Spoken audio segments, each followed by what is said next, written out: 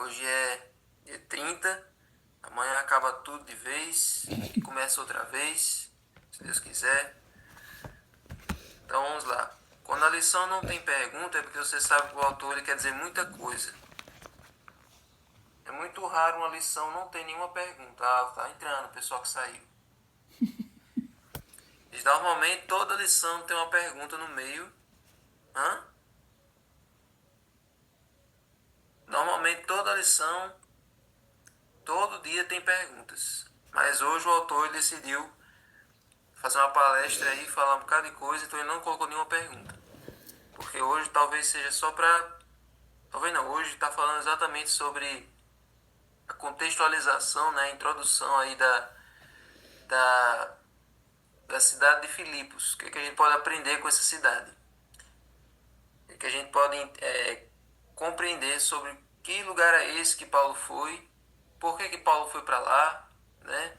Então, tudo começou com uma visão que Paulo teve de um homem que apareceu para ele e dizia assim: passe para a Macedônia e ajuda-nos. Ou seja, era uma pessoa da Macedônia com os trajes da Macedônia suplicando para que Paulo fosse lá para pregar o evangelho, porque lá estava precisando muito conhecer a verdade. E Paulo, sem pensar duas vezes, sem hesitar, Paulo foi obedecendo esse chamado e foi pregar na Macedônia. E da mesma forma que apareceu esse homem nas visões de Paulo, Deus também coloca dentro de nós pessoas suplicando pelo Evangelho. Todo mundo aqui já teve a experiência de sentir, ou de ouvir, ou de ver pedidos de socorro, pedidos de ajuda, pessoas que estão precisando conhecer essa verdade que transforma, essa verdade que nos preenche. A pessoa está lá necessitando, está lá com fome e sede da palavra, e é para lá que nós devemos ir, atender esses rogos, atender esses chamados, de ir atrás daqueles que estão perecendo. Então, tem muitas pessoas nos chamando para ir até a Macedônia, perto de nós, pessoas próximas a nós, a gente não enxerga. Então, Paulo teve essa visão e eles seguiram em direção à Macedônia. E aí, eles cruzaram o mar Egeu até Neápolis. Aqui no Rio Grande do Norte nós temos Neópolis, né? Lá eles têm Neápolis. Só que eles não pregaram nesse lugar, eles seguiram para Filipos. E por que eles seguiram para Filipos? Na verdade, o evangelista Lucas, que aprendeu com Paulo, ele se juntou a eles em Trode, mas todos seguiram para Filipos.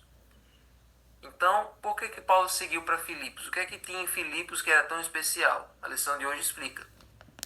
Filipos era a principal cidade do distrito da Macedônia. Era como se fosse a capital, a cidade mais proeminente daquele distrito. E era uma das cidades mais prestigiadas do Império Romano. Não era só a cidade mais importante da Macedônia, mas também era uma das cidades mais importantes do Império Romano. O que é que tinha lá? Essa cidade recebeu o status de Lucus Italicum, direito itálico, ou seja, era o maior reconhecimento que uma cidade tinha. Hoje em dia também existe uma premiação para as melhores cidades, né, da região, do estado, as cidades que têm maior índice de desenvolvimento humano, que tem ali a melhor infraestrutura, que teve ali os melhores projetos nos últimos anos, né? Então, hoje em dia as cidades também têm isso. Mas aqui no Rio Grande do Norte, com certeza, a Pudi, né? Pudi é uma cidade que tem esse índice alto, né? Tem esse reconhecimento mais alto. E as cidades grandes normalmente têm esse status maior. E aí, Filipos tinha isso também. Olha aí, melhor IDH do Rio Grande do Norte, a Pudi. Então já está fazendo a propaganda, quem quiser ir para Pudi, pode ir. Então, Filipos tinha esse status de uma cidade que o Império Romano reconhecia ela como uma cidade grande, bem desenvolvida. E outra coisa, os habitantes dessa cidade, eles tinham cidadania romana. Ou seja, eles tinham os mesmos direitos que as pessoas nascidas na Itália, ou seja, em Roma. e incluía isenção de impostos sobre terras e tarifas pessoais.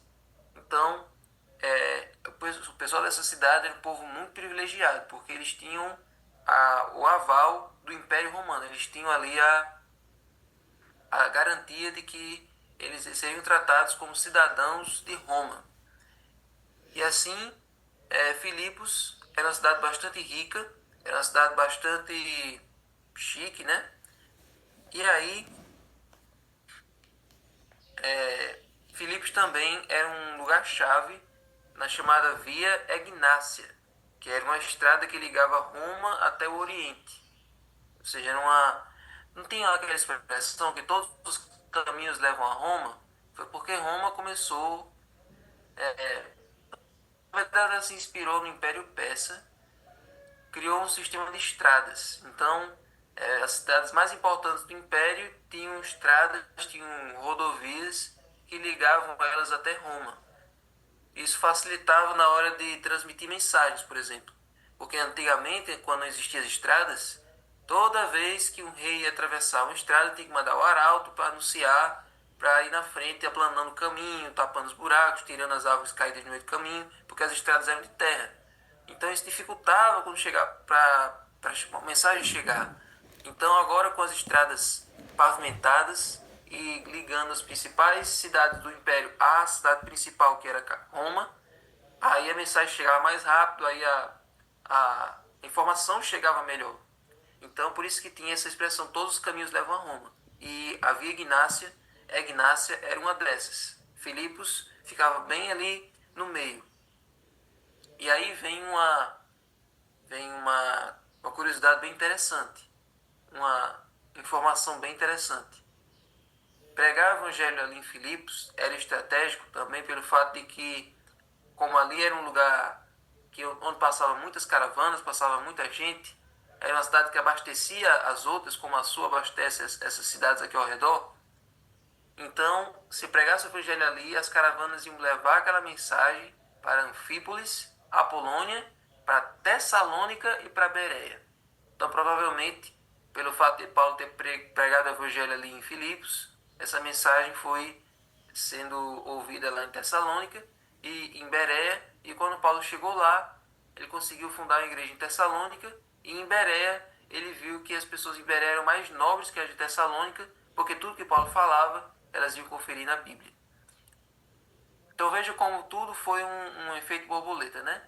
De ele ter recebido aquela visão resultou na fundação da igreja em Filipos, também em Colossenses, em Tessalônica, em Bereia, em Anfípolis e Apolônia. Quer dizer, não sei se em Anfípolis e Apolônia e em Bereia deu para fundar uma igreja, mas Tessalônica a gente sabe porque existe uma carta dos Tessalonicenses, que é para os moradores de lá. Enfim, Filipos, a decisão de ir para Filipos foi muito acertada, porque tinha todos esses benefícios, né? Tinha todos esses pontos positivos, né? Com relação à logística e principalmente com relação à pregação do Evangelho. E aí a língua oficial de Filipos era o latim.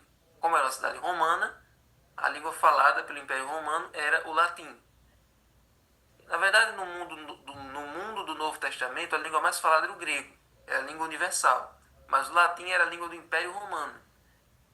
E aí, por isso que em Filipenses 4,15, né? Em Filipenses capítulo 4, verso 15, Paulo usa um adjetivo, Paulo usa uma expressão para se referir ao pessoal daquela cidade. E essa expressão é uma expressão latina. Olha aí, Filipenses 4,15. E como vocês, filipenses, sabem muito bem, tal.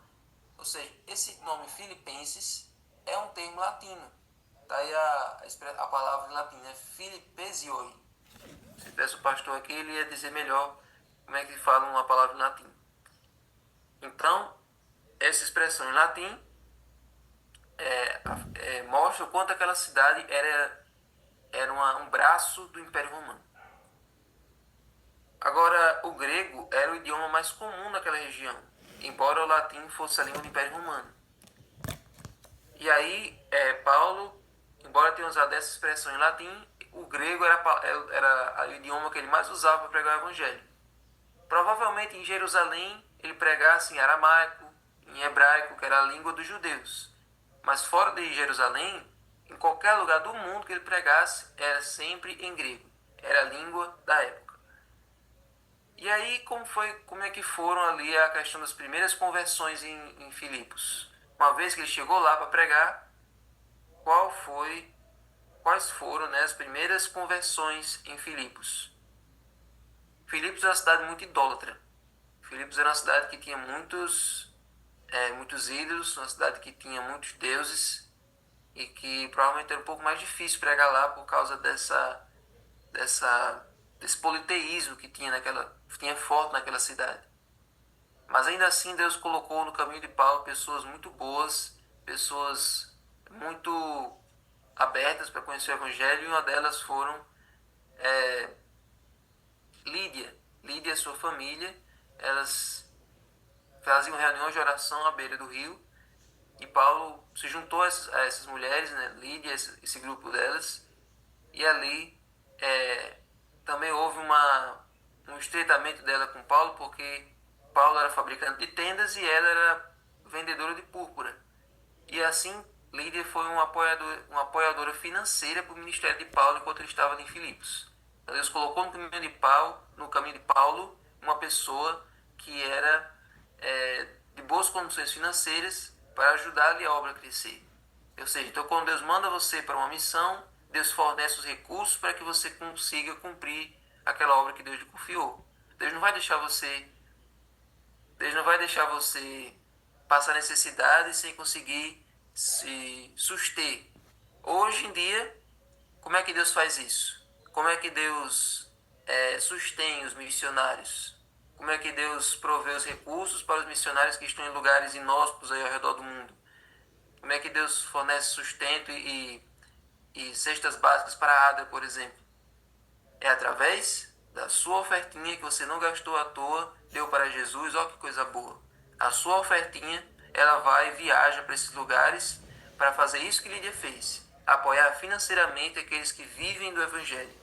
Então, os missionários que estão aí dando a sua vida, eles devem o sustento da sua pregação, a sua oferta, a sua gratidão. Então, gente, essa é a importância de você ser fiel a Deus tanto nos dízimos, mas também, principalmente, através das suas ofertas. Porque nas suas ofertas você mostra tanto que você se importa com a sua igreja local e mais ainda com a igreja mundial. Você não pode pregar o evangelho onde eles estão indo, mas a sua generosidade, o seu altruísmo ajuda o evangelho a se espalhar em todos os cantos do mundo, certo? E depois da família de Lídia, teve a família do carcereiro, que se converteu depois daquele terremoto na prisão. Pelo fato de Paulo e Silas estarem cantando ali no meio da tragédia, no meio da situação difícil, deles estarem ali privados, né, de pregar, mas o fato de eles estarem cantando e louvando a Deus, mesmo estando acorrentados, mesmo estando açoitados, aquilo provocou um impacto profundo no coração do carcereiro, e ele e toda a sua casa se converteram. Creram no Senhor Jesus e foram salvos ele e a casa dele. E através daquela família e da família de Lídia, já tinha uma boa base para começar uma igreja. O pastor Diomedes sempre dizia que a melhor forma de começar a evangelizar uma cidade, um novo lugar, não é nem com evangelismo público, como a gente faz nos Calebs. Tinha agora quase 16 anos atrás, tinha um projeto que era a Terra de Esperança, que era para fincar a bandeira, deixar a marca, que era para pregar nas cidades do Rio Grande do Norte e da Paraíba, cidades que não conhecem ainda a Igreja Adventista. Só que muitas vezes o Caleb ia lá, pregava, mas depois quando saía aquele grupinho ali que se formou dos sem conversos, não se mantinha. Então o pastor Delmeiro uma vez me disse que uma forma muito eficaz de começar a pregação em um lugar é começar assim, com famílias, através de um pequeno grupo. Você começa ali com uma reunião, uma classe bíblica, um grupo pequeno ali que estuda a Bíblia naquelas.